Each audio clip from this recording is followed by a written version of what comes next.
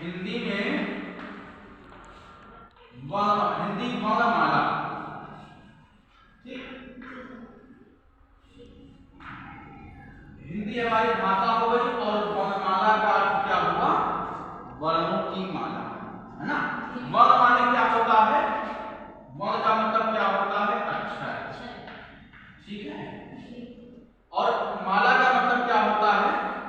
एक समूह, यानी अक्षरों के समूह को हम क्या कहते हैं?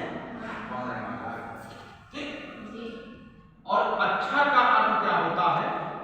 नाक्षर, क्या होता है?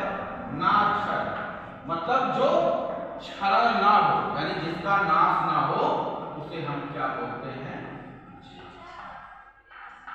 यानी कि जिसका नाश ना हो, यानी जो नष्ट ना हो, उसे हम क्या कहेंगे? अक्षर, ठीक। हिंदी वर्णमाला में जो वर्ण है उनको स्वर, व्यंजन,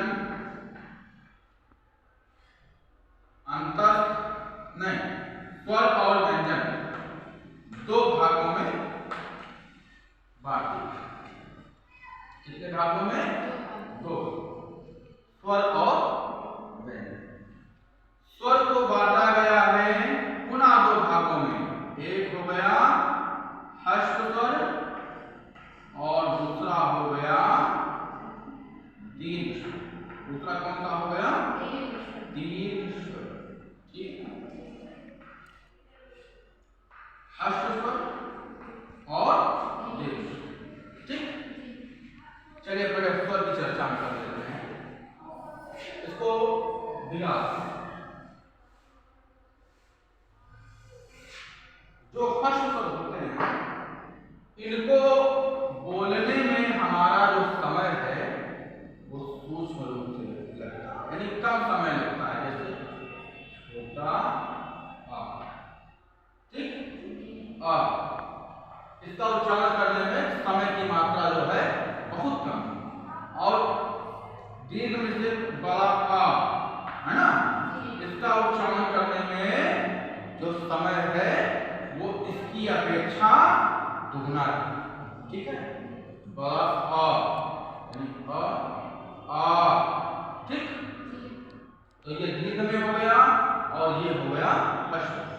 इसी प्रकार छोटी ई, ये किसमें जो है?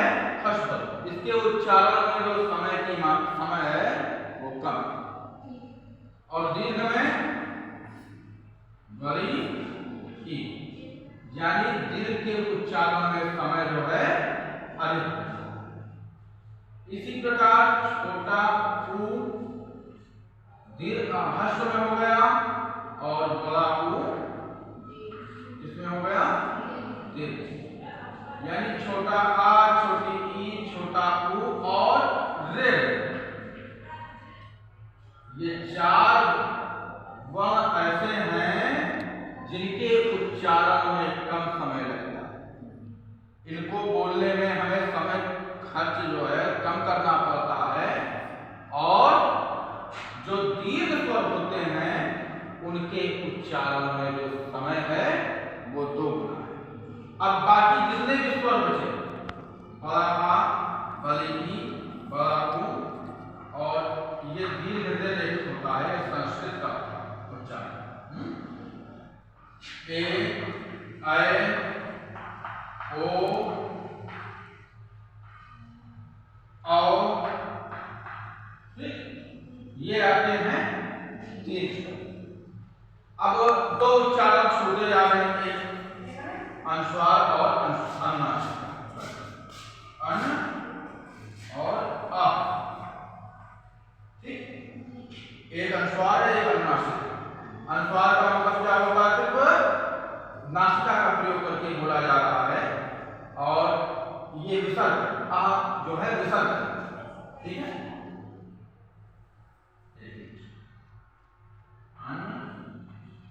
ऐसे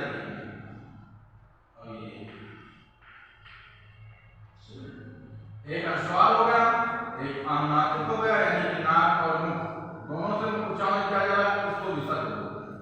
ये क्या है? विसर्ग। विसर्ग। और ये क्या है? अनुस्वार। अनुस्वार है, और उसको क्या बोलते हैं? अनुनासिक। अनुनासिक यानी इसका उच्चारण सिर्फ किससे होता है? नाक। यानी इसको बोलने में नासिका का सहारा लेना पड़ता है, जबकि इसका उच्चारण करने में नाक और मुख दोनों का। और ये तो हम जब हिंदी वर्णमाला को पढ़ते हैं तो जब सारे स्वर जो लिखे जाएंगे समाप्त हो जाते हैं, उसके पश्चात अन आह को भी हम उसी में सम्मिलित करेंगे। जबकि जो हिंदी के प्रमुख व्याकरण हिंदी के प्रमुख व्याकरण के जानने वाले जो लोग हैं, वो अन और आह को ना तो स्वर मानते हैं और ना ही व्यंजन मानते हैं, बल्कि उन्हें बीच का मानते हैं। यानी इसको क्या करते हैं? इसको क्या बोला जाता है? आयोग। वाह, क्या बोला जाता है? आयोग। ठीक है। हिंदी वर्णमाला का संक्षिप्त परिचय था। हिंदी वर्णमाला का संक्षिप्त परिचय।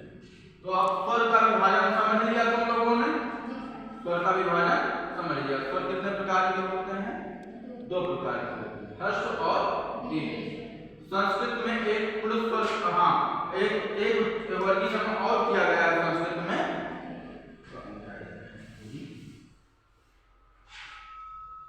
स्वर में एक और वर्गीकरण किया गया है, प्लुत।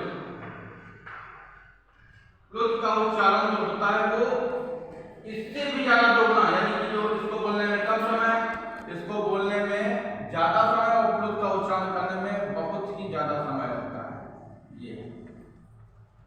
ये उसका उच्चारण, जैसे बोला जाए ओम, है ना? ये ठीक है।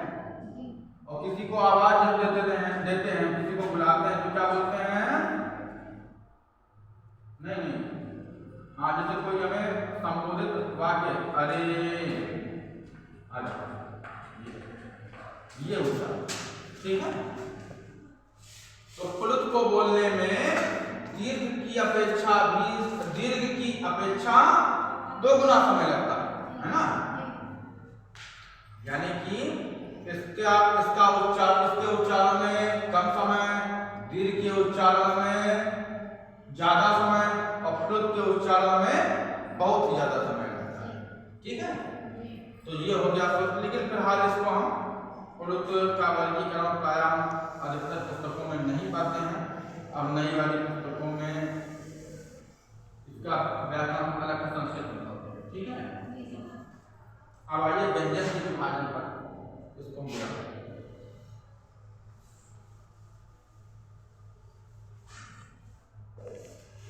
देखिए, जो व्यंजन है हिंदी वर्णमाला में, जो व्यंजन होते हैं, इनके कई विभाजन किए। ठीक, कौन कौन से विभाजन किए गए?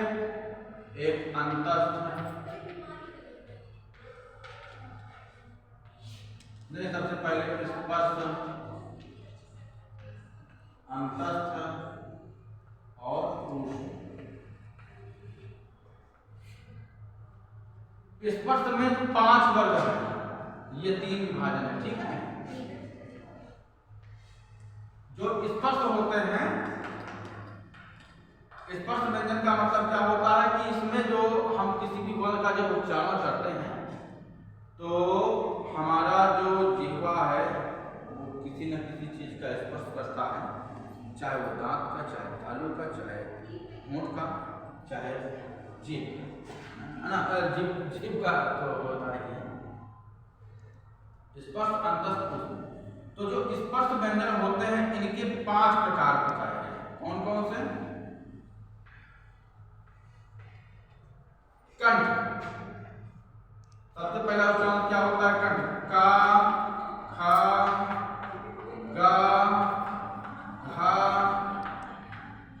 अंगा। ज्यादा हो जाएगा तो बताइएगा, तो अगले दिन बता दिया जाएगा। क ख